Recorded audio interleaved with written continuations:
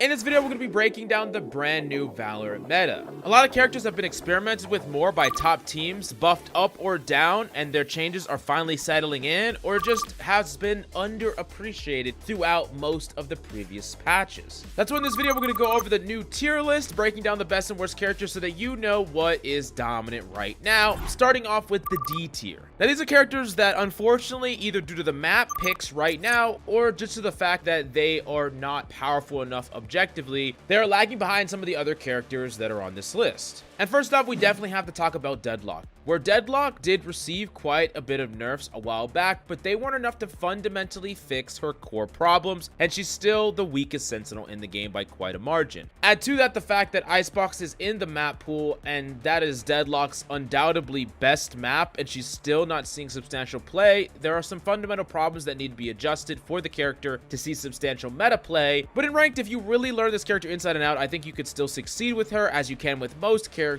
but definitely Deadlock would either need some buffs or some reworks going into the future. What do you think she should really get to make her more viable? Let me know in the comments down below. Now, of course, next in the D tier, we actually have to talk about Neon, and it's unfortunate for Neon because Neon is actually a really strong character. It's just the map pool does not favor her at all right now, with Fracture and Pearl being out of the map pool. When those maps are not in the map pool, Neon just doesn't really see that much play because those are the main maps that she does see play on. This is a little bit unfortunate for Neon mans, but this character can be used to get value on any map in any situation. Any character that has high mobility and the ability to outplay people in 1v1 situations can definitely find value in the hands of someone that really knows her movement. So Neon is still a ranked superstar, even if in a meta objective sense she's in D tier. She's still a character you could definitely climb with. We got to talk about the ranked superstars tier, and these are characters that are really great in ranked, but when it comes to pro play and high level meta play, they start to fall off due to some weaknesses in their kit, or their kit being tailored mainly for solo carrying and solo fragging. And first off, a character that you might not expect, Sage. Now, Sage's absolute best map right now is in the map pool Icebox, and she's not really seeing play. And her previous best map Split before in previous seasons in the past, she hasn't been seeing that much play on those maps for a very long time, especially in meta play. But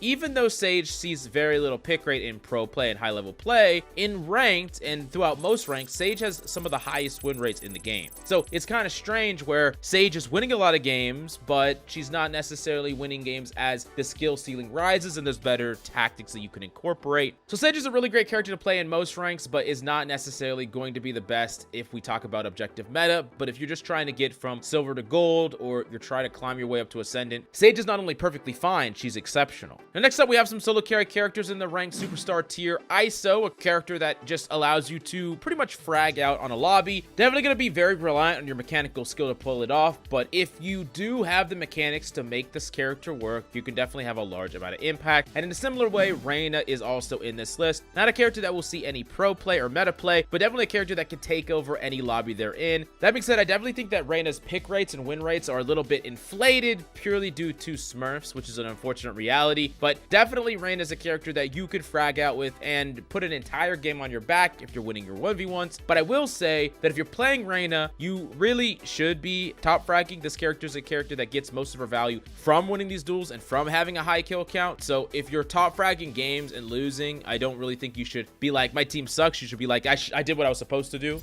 Let's actually move on to C tier. Characters that are seeing play here and there, not consistently in the meta, but still very powerful characters. And first up, we got to talk about Chamber. Definitely a character that has been experimented with a lot on Breeze, used to be a lot better, but still sees play here and there, can abuse snipers and things like that. And in addition to that, pretty good on Lotus, although not seeing a crazy amount of play. I think Chamber's in a place where he's really kind of being pushed back in the meta. One, due to his power level, it's a little bit on the lower end side. I think some of his cooldowns are a little bit steep, and some of the power level and cost of some of his abilities are a little too rough to see consistent play. And the other elephant in the room is the other Sentinels just being so damn strong, and the initiative being so damn strong. Like, there's so many other characters that you would almost rather play than Chamber, but I do think that in ranked play, you can hard carry with Chamber, of course. And speaking of hard carry, we got to talk about Phoenix, a character that has been moving up the tier slightly, especially after we've seen top teams experiment with this character at the pro level. Phoenix just gets to farm ultimate orbs and can build an entire strategy around ultimate orbs in a way that other characters can't. And if you're spending time to rotate, grab orbs, popping off a couple of rounds, you're just going to chain ultimate into ultimate into ultimate, and that that can get crazy out of hand with Phoenix. And it's also a way to brute force a push with a legitimate strategy that doesn't end up with y'all just pushing and just instant dying. If you want to win more rounds, come up with a legitimate strategy centered around abilities and ultimates, and I think Phoenix is one of the greatest ones to do in ranked. Phoenix also has a very high win rate at every rank of play, so definitely a character that I think is a ranked superstar and in C tier in meta play.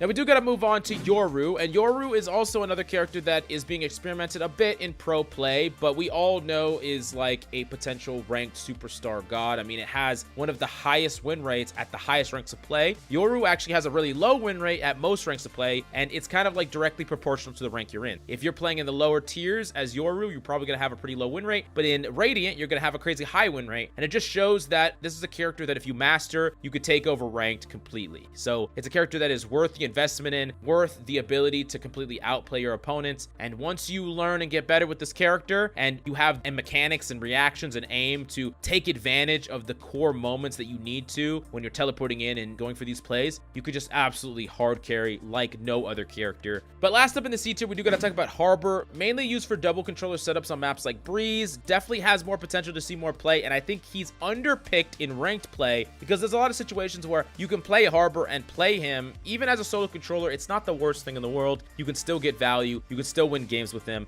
especially if a Harbor is playing as a secondary controller. I would imagine that there's going to be like some Harbor Clove setups. We'll talk about Clove a little bit later, but Harbor's utility can really be used to make plays and make plays with your team and set up some really interesting engagements that favor you and your team. So if you don't have to fill the #1 job of a controller and you are allowed to kind of be more flexible with how you use your utility, then that's really going to showcase the true strength of Harbor, the true carry potential of this agent. Next up, we're moving on to the B tier characters that are really strong and still see play. Maybe they don't quite match up perfectly with the map pool right now, so they're not seeing more play, but they're still seeing a good amount of it. First off, we got to talk about Astra. Astra's just a really fantastic controller right now, just really powerful at playing the double controller setups, really good with characters like Harbor, really good with Viper, and I do think that Astra overall is an underplayed character in ranked play. Her biggest problem in ranked is that she does require a certain amount of active communication. Like if you're a completely silent comzer and playing Astra, good freaking luck, and it's better if you're playing in a duo at the very least with Astra and trying to set some combos up and making sure that your teammates can trust you to pull people off the spike and things like that. Overall, Astra's still just a phenomenal character in the meta, definitely deserving a B tier at the very least, so this is where we're putting her. Now next off is Breach, and unfortunately for Breach, right now with Haven and freaking Fracture out of the map pool, he's weaker than he's been in a long time. He's still strong, but when those are back in the map pool, he's amazing because on Haven you could be really aggressive with the defense sided, taking space and trying to take duels, and then a Fracture is just his best map overall. So like I think this character is a great character to start to grind now for when the map pool changes, and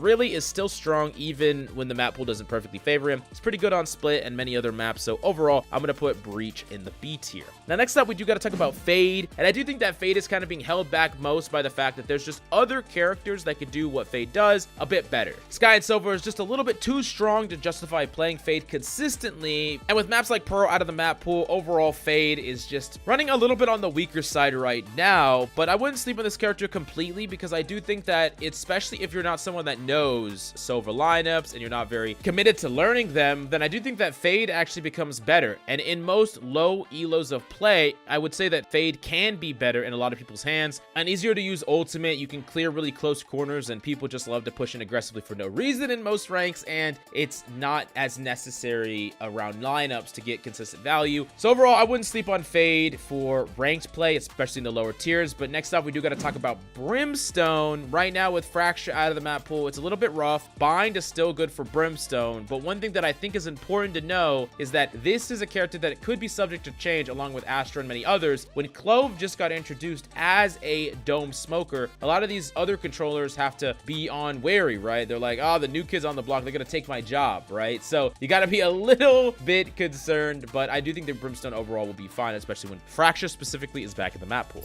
Next up, we need to talk about A tier characters, and first off, Gekko. And Gekko is a character that has slowly but surely been creeping up the meta pick rate. Definitely has helped that Skye did get nerfed, and it allowed him more room to kind of see more consistent play. And I do think that overall Gekko is proving himself to be a viable character in both ranked and pro play. Gekko is not necessarily going to be objective objectively better, but definitely sees a good amount of play and has room to further increase his pick rate overall. And I think if you really master Gekko, you're going to be able to really easily hard carry game. So yeah, I'm going to put Gekko in the bottom of A tier, followed closely by Skye. Skye did receive these gigantic nerfs, and it just kind of goes to prove how strong Skye was before the nerfs, because this character is still very, very good. Very, very strong, can still gather info, can still flash people, can still set up your team. There's just a lot that Skye can do. Her ultimate's really solid, and overall, she's just pound for pound a very efficient character and definitely deserving of A tier. And next up, we do got to talk about Killjoy, and Killjoy is phenomenal. Just a very great character. Right now, the map pool is definitely favoring her a lot. I think the only thing that's keeping her pick rate down is the fact that Sova is also good, which we'll talk about in a little bit. But Killjoy is just a really, really strong character that you have to learn how to deal with. You need to expect to go up against a Killjoy or a Cypher almost every single game. So knowing how you're going to interact with their utility, what your plan is when they just barricade a site. This is no longer freaking 2022 Valorant. You shouldn't be instantly dying to all this utility, to setups on lane by Killjoy. Like, if you're just running face forward into all these things and losing, then I don't know what to tell you. But Killjoy is a very strong character, definitely a character that's going to get a lot of value with their utility, forces people to rotate off, makes it really hard to push a certain site, allows your team to play more liberally towards the other side of the map because enemies are more likely to avoid places where Killjoy is at. So yeah, overall, A tier character for sure, very, very strong. Next up in the A tier, we do got to talk about Jett. And Jett is just one of the best characters in the game, a super strong, versatile duelist, great with the economy because of knives, the best character at using eco weapons because you just get to dash away or dash in if you're dashing in with Stinger, or you're dashing away after killing someone with the Sheriff, or whatever the case might be. You also get to abuse the Operator better than any other character in the game. So you combine all these things together, and Jett is just really phenomenal. And then you take the meta aspect of Jett being able to smoke and dash onto site and create a lot of space for your team, especially if you make sure to time it right so that your team can actually follow up with you. You can really play so many different sides of the field. Like, on one hand, Jett is this character that is really good for team-based strategies, and on the other hand, Jett is this character that gets to abuse a ton of strong weapons and can just completely solo carry a game. Like, she is a ranked superstar and a meta tier character all wrapped up in one, so definitely deserving of very high A, if not S. The next up on the A tier, we actually do got to talk about Kayo. And Kayo is seeing good play on both Breeze and Ascent. And Kayo is just always been a character that has been underutilized, very powerful, very efficient, especially if you learn some of these pop flashes for your team. You can help them take really easy duels. His ultimate is one of the best in the game. His knife is an amazing ability that gives you information and can completely deny ultimates, deny plays, set up plays. Kayo is just a very, very strong character that has a very diverse kit. But I do think that Kayo does take quite a bit of practice to get really competent at him, and it's reflected in his win rate throughout most ranks of play. So yeah, definitely keep that in mind and make sure that if you want to learn him, you're putting in the effort, you're learning the lineups, and your diligence to actually get good at this character. Now, before we talk about S tier, we got to talk about Clove. And I'm purposely putting them between A and S tier because Clove initially seems incredibly strong. We don't quite exactly know where they'll place in high level play or pro play right now, but we do have some potential indicators that Clove is going to see a ton of high level play and will be very, very dominant in the meta. And there's a couple of reasons for this. We have seen how Omen, seeing the most amount of pick rate, has been kind of changed into a smoker duelist hybrid, where Omens are getting really proactive. We saw this with Sentinels and Tens, where they're teleporting in, they're going in, they're creating space, they're lurking mid, but they're smoking for their team, and they're trying to create something to happen, right? So Omen could lurk, be aggressive, he plays both sides of the field, right? Clove is another example of a smoker that can do that. They can play both sides of the field. They can really be aggressive, they can really lurk, make plays, but also do the vital smokes for their team. Because Clove can still smoke after death, which is so important to the character, you can actually afford to be even more proactive with Clove than you can with Omen in some situations. And I'm not saying that Omen is unplayable or anything like that. I think Omen is still going to be very strong, but there is a lot of room for a character that combats the meta in this way, and especially when Omen is obviously the thing that the meta really, really likes. Having a character that can play as a pseudo variation of Omen, maybe even in conjunction with Omen, is just incredibly strong. And I do think that really Clove has the potential to go straight up to S tier, but is definitely gonna at the very least be B, most likely A. So yeah, very strong character, and they really have the potential to really just kind of establish themselves as one of the best characters out of release. But now moving on, let's talk about the S tier. And first off, we do gotta talk about Sova, which we talked about a lot. He's just very, very strong, really good on the maps that's seeing play right now. If you learn important lineups and you learn how to be flexible with your utility, Sova can just be a great all-arounder that can definitely be played in almost any composition position,